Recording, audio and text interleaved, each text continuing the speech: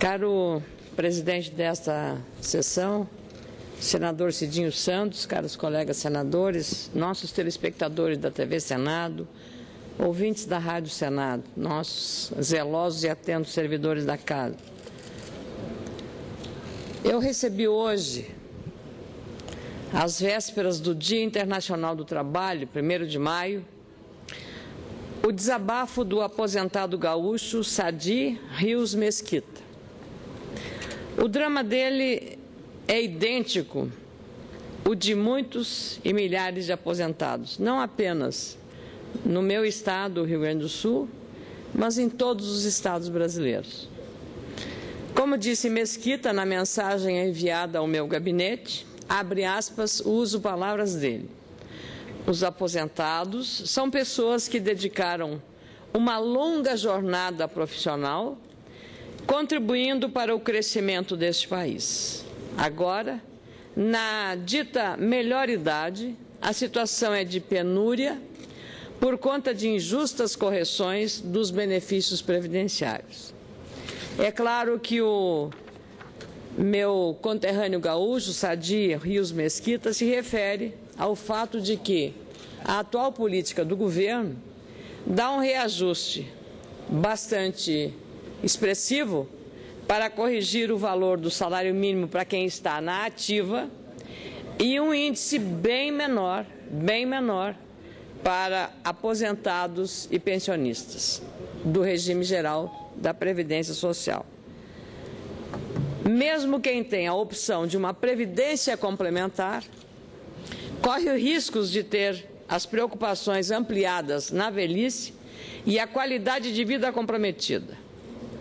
Basta olhar para as recentes denúncias envolvendo fundos de pensão, no caso das empresas estatais. Mas antes disso, quero lembrar que aqui nesta casa, neste plenário, senador Cidinho Santos, senador Paim, senador Álvaro Dias e outro senador, senador Suplicy, temos acompanhado uma jornada penosa, uma jornada dolorida, uma jornada que oscila entre esperança e desânimo, esperança e descrença, de milhares de brasileiros que colocaram as suas poupanças num fundo de pensão de aposentadoria complementar, no caso o Fundo Aeros, e até agora estão sem a perspectiva de uma solução para o problema, embora digamos que o governo tenha acenado, como anunciaram aqui o senador Paulo Paim, algumas providências que possam colocar um ponto final nesta novela que eu espero consiga ter um final, se não feliz, mas pelo menos um final que faça um mínimo de justiça para todos os aposentados e aposentadas do Fundo Aeros. E o que era o Fundo Aeros? Um fundo de pensão que deveria ser fiscalizado por uma Secretaria de Aposentadoria Complementar, de Previdência Complementar, melhor dizendo, e ela não cumpriu o seu dever. É mais ou menos como se o Banco Central, fiscalizador do sistema financeiro, não fiscalizasse uma instituição financeira adequadamente e deixasse o prejuízo para os correntistas dessa instituição X a serem perdidos pela ineficiência do poder público. Ora, se a falha decorreu de uma má gestão, de uma deficiência no processo fiscalizatório de uma Secretaria de Previdência Complementar, não serão, por uma questão de justiça, os seus trabalhadores que virão pagar esta conta pela ineficiência do Poder Executivo. E é por isso que nós aqui temos insistentemente, chega aí o senador Álvaro Dias, cobrado uma solução para o Fundo Aeros. E é exatamente por conta do que aconteceu com o Fundo Aeros que nós ficamos muito preocupados com o risco de que outros fundos de pensão, esses administrados por empresas estatais, possam representar algum risco. Já debatemos essa matéria em audiências públicas requeridas por mim na Comissão de Assuntos Sociais e a gente está vendo aí o processo evoluir negativamente. Aliás, um editorial da edição desta terça-feira do jornal O Globo mostrou a perigosa infiltração política nos fundos de pensão. Isso relacionado à governança dessas instituições, que tem que seguir padrões técnicos para evitar problemas maiores. Como se sabe, nas economias mais desenvolvidas e também aqui no nosso país, os fundos de pensão são considerados grandes investidores porque são importantes e valiosos captadores da poupança. Vale lembrar, porém, que no caso brasileiro, as maiores entidades deste mercado são ligadas a empresas estatais por administrarem o dinheiro acumulado por seus funcionários, o chamado pecúlio. Por isso, senador Cidinho Santos, a necessidade de transparência na gestão desses fundos de aposentadoria complementar.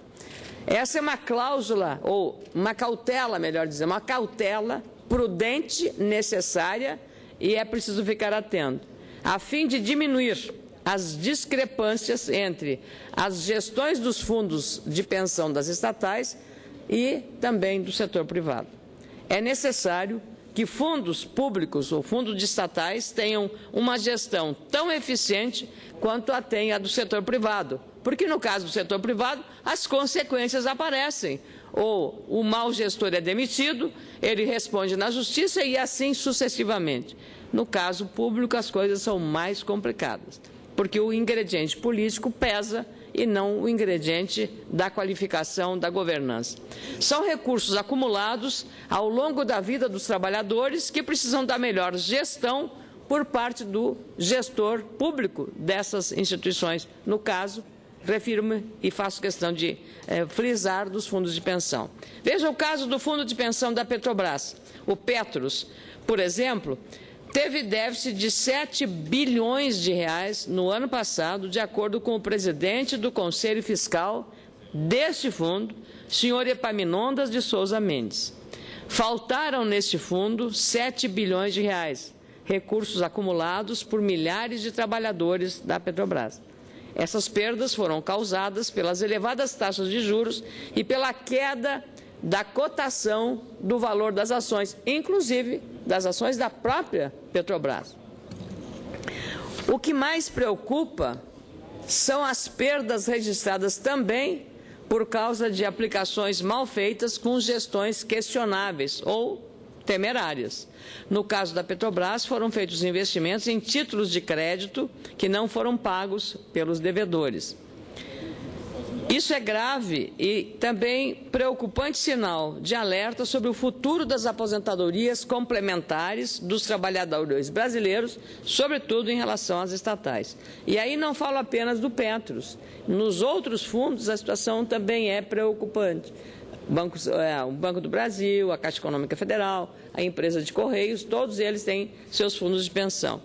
Tudo indica que um dia esta conta em aberto será transferida ao cidadão comum que paga elevados impostos e que hoje, o último dia de entrega da declaração do imposto de renda, constata, lamentavelmente, ter trabalhado 4 meses do ano para pagar uma conta alta ao governo, à Receita Federal, sem receber de volta um direito básico, serviços de qualidade em áreas prioritárias como saúde, educação, infraestrutura e, evidentemente, estamos falando de previdência social. É imprescindível neste momento, às vésperas do dia 1º de maio, Dia do Trabalho, uma vigilância cada vez maior sobre a atuação e a governança dessas entidades, os chamados fundos de pensão. Não podemos dar margem para um novo caso Aeros, lamentável episódio dos ex-funcionários de companhias aéreas que se arrasta, especialmente no caso Varig, por mais de 8 anos sem solução. Essa, inclusive, foi a recomendação dos especialistas que estiveram no Senado, na audiência pública envolvendo representantes do setor público e privado na Comissão de Assuntos Sociais para tratar, a meu pedido, da situação dos fundos de pensão. Como ficou evidente naquela ocasião, é preciso novas regras para a governança dessas instituições estatais de previdência complementar, para tentar tirar o fator político dessa governança.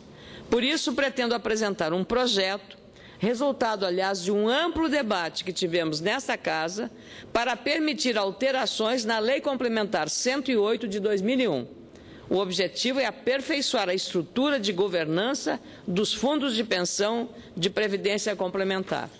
Já existe um projeto na Câmara, que até estou apoiando, o PL 161, de 2012, do deputado Ricardo Berzoini, que foi, aliás, ministro da Previdência. O projeto dele, o meu projeto, atualiza a atual legislação com o objetivo de assegurar maior transparência e, sobretudo, maior controle dos fundos de pensão. É um importante debate que o Senado Federal precisa abraçar e os trabalhadores de todo o Brasil serão muito gratos para que os ajustes sejam feitos enquanto há tempo, que é melhor do que chorar sobre o leite derramado. Penso que é a homenagem que nós, parlamentares, podemos fazer aos trabalhadores brasileiros, especialmente aqueles trabalhadores que já estão entrando para a inatividade.